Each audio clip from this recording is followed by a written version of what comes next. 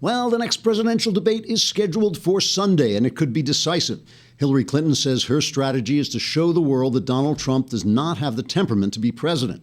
Donald Trump says his strategy is to rip Hillary's head off with his bare hands, then shove fiery balls of acid down her neck until her entire body explodes.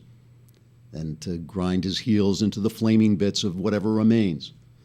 And to sell his shoes on eBay so he can tweet out to his peeps about how he auctioned off bits of what used to be Hillary Clinton, and then she'll be sorry she ever said that stuff about his temperament. So, this might be a good time to take a final look at the polls to find out where the American people stand on the candidates and the issues before Trump destroys himself and it no longer matters. In Ohio, 47% of voters now say they'll vote for Hillary Clinton if she promises to stay out of Ohio.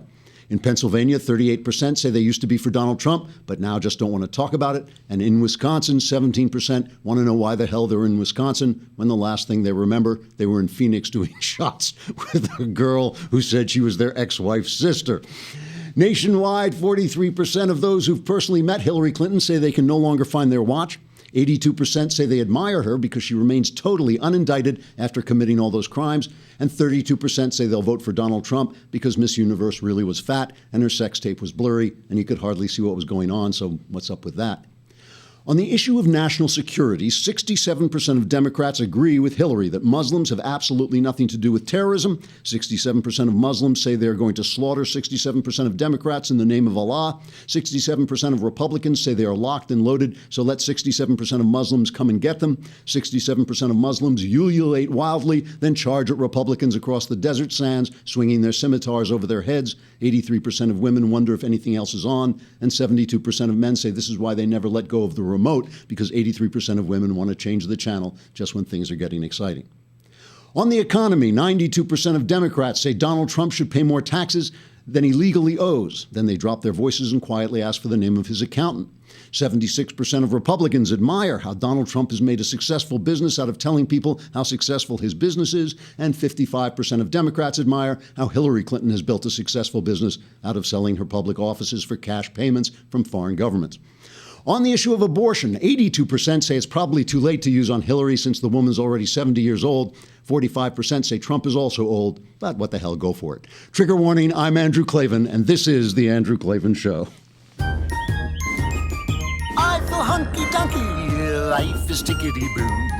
Birds are winging, also singing hunky-dunky-doo. Ship-shaped, ipsy-topsy, the world is zippity-zing. It's a wonderful day, hurrah, hooray! It makes me want to sing. Oh, hurrah, hooray! Oh, hooray, hurrah! I think we should not only play that through the whole show, we should play the making of one again. You know, that we had that 20-second thing of just people screaming into microphones. Like this in-depth documentary of how we made it. All right, if you're watching on Facebook and iTunes, stand back from your computer because after Facebook or YouTube, stand back from your computer because after 15 minutes, it's just going to blow up. We just blow your whole computer up. You can only watch 15 minutes, and then you have to come to the Daily Wire or download us on iTunes or SoundCloud. And if you subscribe, so you can get around this for a lousy $8 a month, you can just watch the whole thing on the Daily Wire and come back afterwards and watch it again or watch it later or whatever you want to do. All right, we stand on the brink of a Klavanless weekend. This one's going to cost us Florida. I think we're just losing an entire state this Klavanless weekend. My daughter just moved out of Florida. She just left. And like 2 days, it was like driving as fast as she could, her family getting out of there. Yeah, it looks bad. Good luck down there. I'm sorry I can't be with you, but I'll be, just watching on TV as you blow away, basically. To get you through the Klavanless weekend, I have several new interviews that are out. I just yesterday talked to Jesse Lee Peterson, my pal, a great guy, and we had a terrific half-hour interview about my book. That is on YouTube. You can find it, or on I'm sure his website, the Jesse Lee Peterson Show has it. And Tyler Smith, who was on the show once, who does this kind of Christian culture podcast. He has one called More Than One Lesson. So I sat down with him and we discussed werewolves for Halloween. And I have a book called Werewolf Cop, a novel called Werewolf Cop, and we discussed that. We also discussed my book. So you can hear either one of those. That is at morethanonelesson.com, morethanonelesson.com. And of course, the best way to get through every Klavanless weekend is to read my memoir, The Great Good Thing, A Secular Jew Comes to Faith in Christ. And that actually will prevent any disasters from happening to you during the Klavanless weekend. Monday, you're on your own. All right, we're not going to beat the vice presidential debate into the ground because who cares? But a lot of issues came up that I thought were really interesting. I just wanted to follow up on those. First, let's just remind ourselves of how the vice presidential debate went from the Song of Five Guys. 1, 2, 3, fight. If Donald Trump had said all the things that you said he said, in the way you said he said them. That's small potatoes. Trump called Mexicans rapists. He went after John McCain. He said African Americans are living in hell during his campaign. That's small potatoes. How can you make the economy stronger so I don't have to work this job any longer? An avalanche of regulation coming out of this administration. Hillary Clinton and Tim Kaine want more of the same. All right. Hillary and I have your hired plan. The Trump plan is your fired plan. Donald Trump, why would he do this? Donald Trump is a businessman. That is absolutely false. With all due respect, you're about to get wrecked tonight. It's a decade fight. If Donald Trump had said all the things that you said he said, in the way you said he said them. That's small potatoes. Trump called Mexicans rapists. He went after John McCain. He said African Americans are living in hell during his campaign. That's small potatoes. I love those guys. It's a songify. They just take the words and they just put an auto-tune on them, and it really is funny. All right, never mind. Pence is being hounded. Most people think Pence won the debate, but all these people are saying, well, Pence didn't defend Donald Trump. But that is biased per se. That is biased in and of itself, because what Kaine didn't do is he didn't defend Obama's record, and Hillary is running on Obama's record. Hillary's campaign, aside from the fact that Donald Trump is out of control, that's her big campaign point. But basically her campaign is the country is in terrible shape, elect me and I will continue the great policies of Barack Obama. That is her defense. But her husband, Bill Clinton, who, people make fun of him because things come out of his mouth that he shouldn't say politically, but he really does like people, which is not true of Hillary Clinton, and he really does feel their pain, even though that's a kind of meaningless thing. But he knows what's going on. He knows the economy sucks, and he knows that Obamacare is a disaster. So the other day, he came out, and in the middle of the speech, he starts talking about the fact that Obamacare does not work. And this is what he originally said. If you were on the other side of this, if you were an insurer, you'd say, gosh, I only got 2,000 people in this little pool. 80% of the insurance costs every year come from 20% of the people. If I get unlucky in the pool, I'll lose money.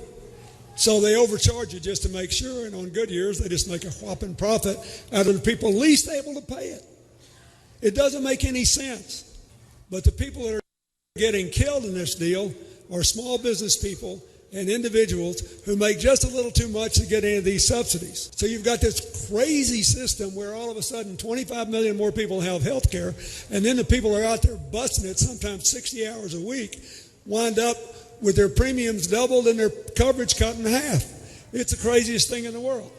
Obamacare. It's the craziest thing in the world. It is. Now, he dialed this back, but even as he's dialed it back, he's stepping on Obama's throat. I mean, he hates Obama, so that's part of it. But he's also just telling the truth. Here he is again. Look, there's a reason for the road rage today. People gone 15 years without a raise, they're mad. You go to work every day, you don't think you'll ever get a raise again. You can't take care of your kids. You can't guarantee their education. You can't pay for health care.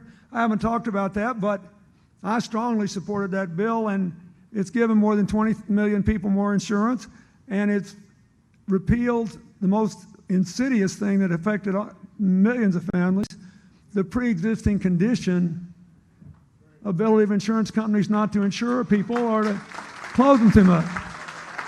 But there are problems with it. There are problems with it. And everybody knows it.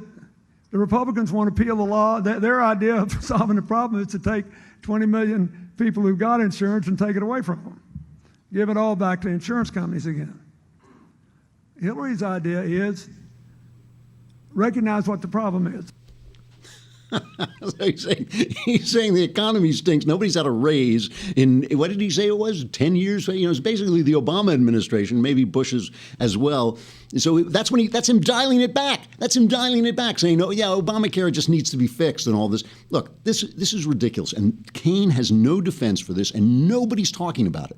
That even on the right, after the debate, it's all about how Pence didn't defend Trump. It's not his job to defend Trump. It's his job to attack the opposition. That's his job.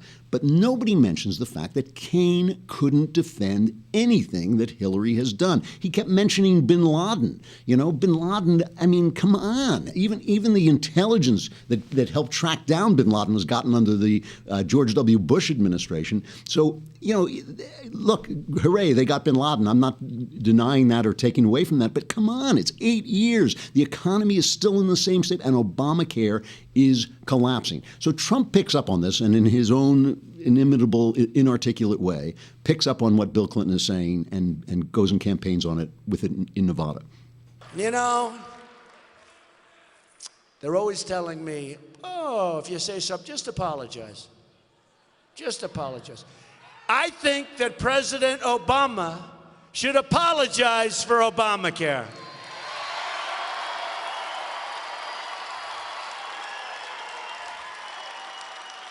And I think that Hillary Clinton should apologize for pursuing Obamacare, and she wants to make it even worse than it is right now.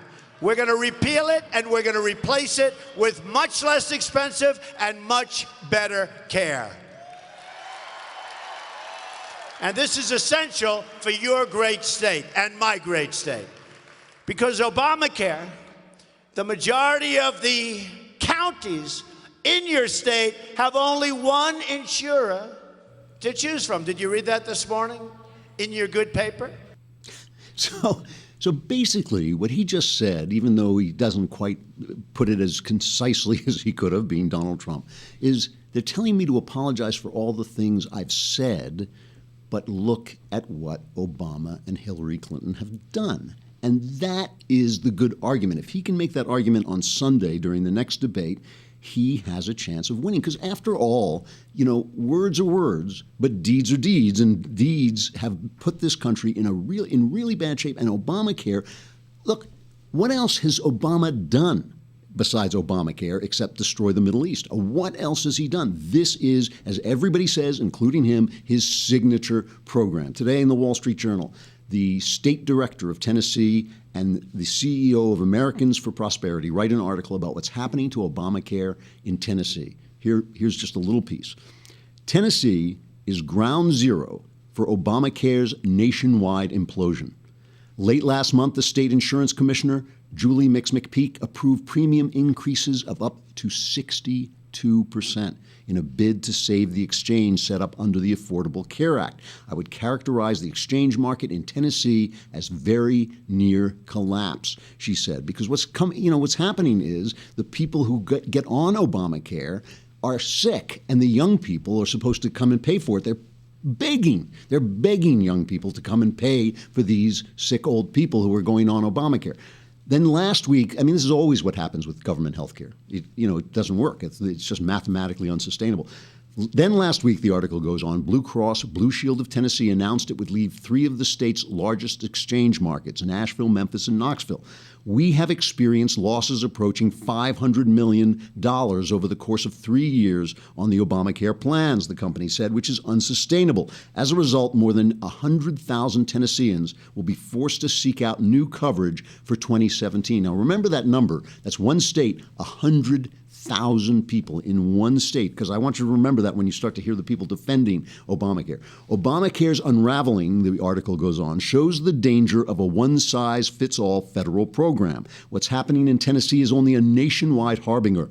Every single neighboring state will have less competition on its Obamacare exchanges next year. The entire state of Alabama will have only one insurer. So the competition, with no competition, right, rates have to go up. Almost all are facing double-digit premium increases in Mississippi, a weighted average of 16%, in Kentucky 25%, in Georgia 33%. And this is happening all across the country. Remember Jimmy Kimmel?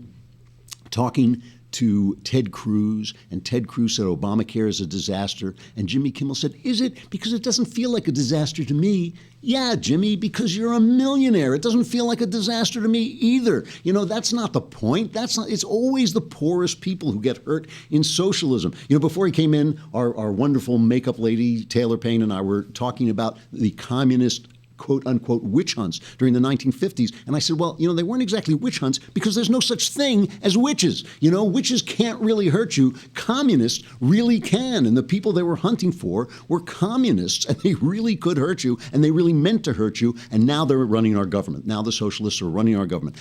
I have to stop here for a minute and say goodbye to our friends on Facebook. Gosh, that went by quickly. You're plunged, Facebook and YouTube, you are plunged into the Klavanless weekend, unless you come to the Daily Wire to hear the rest.